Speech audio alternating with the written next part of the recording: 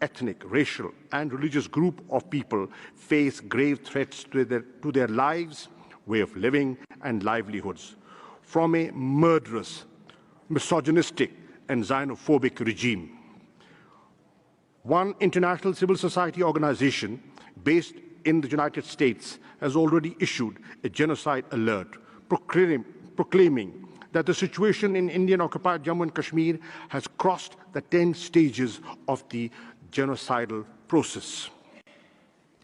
Distinguished delegates, India's effort to hide its atrocities in the Indian-occupied Jammu and Kashmir by falsely labeling it terrorism and cross-border terrorism are shameless and indefensible. Pakistan has suggested a number of bilateral and multilateral mechanisms that would disprove India's self-serving claims. We have recently proposed to double the strength of the UN observers mission to monitor the line of control.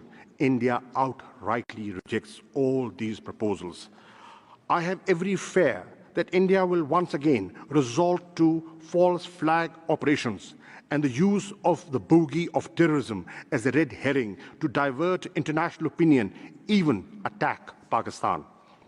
Another Indian ploy to deflect attention is its increasing violations of the 2003 ceasefire understanding on the line of control and regular and persistent targeting of civilians in Azad Jammu and Kashmir. India has used cluster munitions and heavy artillery in flagrant disregard of fundamental norms of international humanitarian law. This must end immediately. Mr. President, I have regularly sensitized the UN Security Council about the grave dangers to peace and security in nuclearized South Asia and beyond, as a result of India's reckless posture and draconian measures. We have welcomed consultations by Security Council members on the unfolding developments. While the Security Council is seized of peace and security dimensions of the Jammu and Kashmir dispute, the Human Rights Council must pay far greater and immediate attention to the human rights of the people of the Indian-occupied Jammu and Kashmir. In doing so, the Human Rights Council has, for its consideration, the two Kashmir reports issued by the Office of the United Nations High Commissioner for Human Rights in June 2018 and July 2019. Both reports make a clear recommendation to this Council to constitute an independent commission of inquiry to investigate and report human rights violations in Jammu and Kashmir. I reiterate from this platform Pakistan's endorsement of the recommendations of these reports. We urge focused discussions on the two reports in the Human Rights Council and a unanimous decision by this House to implement their recommendations made to India, Pakistan, and foremost to the Human Rights Council. If India has nothing to hide, it should allow unhindered access to the Commission of Inquiry as recommended by the UN High Commissioner. Pakistan stands ready to allow access to the proposed Commission of Inquiry or other mechanisms on our side of the line of control, together with similar access to Indian-occupied and Jammu and Kashmir. Mr. President, the Human Rights Council must pay heed to the plight of the Kashmiri people and address the warning signs of a looming catastrophe. For this, the Council should immediately take the following steps. 1. Urge India to immediately stop the use of pellet guns, end the bloodshed, lift the curfew, reverse the clampdown and communications blackout, restore fundamental freedoms and liberties, release political prisoners, stop targeting human rights defenders, and fulfill obligations under the United Nations Security Council resolutions and various human rights instruments as required by international law. India's draconian emergency laws in occupied Jammu and Kashmir cannot be allowed to stand. 2. Take these steps to bring justice to the perpetrators of human rights violations of the innocent Kashmiri people, and in this context, constitute a commission of inquiry as recommended by the Office of the UN High Commissioner for Human Rights. 3.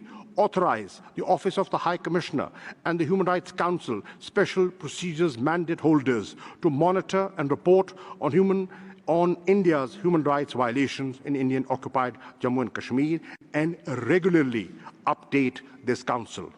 And fourthly, call upon India to allow unhindered access to human rights organizations and international media to the Indian-occupied Jammu and Kashmir. Excellencies, today, I have knocked on the doors of the Human Rights Council, the repository of the world's conscience on human rights, to seek justice and respect for the people of the Indian-occupied Jammu and Kashmir. At stake is our collective humanity, the principles that we all subscribe to, and what makes us human. We must not let political, commercial, and parochial considerations cloud and impair our thoughts and actions. We must not allow this august body to be embarrassed on the world stage. As a founding member of this council, Pakistan feels morally and ethically bound to prevent this from occurring. But to do so, we must not remain indifferent to the tragedy that is unfolding before our eyes. We must act decisively and with conviction. Distinguished delegates, let us not forget that history is replete with failed, barbaric campaigns to wage demographic wars to change facts on the ground. India's attempt must fail, but this inevitability must occur without allowing the illegal Indian occupation forces to spill any more innocent blood. For 7 decades, the people of Indian-occupied Jammu and Kashmir have awaited implementation of the United Nations Security Council resolutions prescribing a plebiscite to honor their right to self-determination. History would be a most unforgiving judge if we fail yet again the people of this illegally occupied territory in their moment of greatest peril. Mr. President, let the world not forget the disastrous legacy of appeasement and the great cost of it to Europe. I invite everyone here to join us as we rise for justice. I thank you, Mr. President.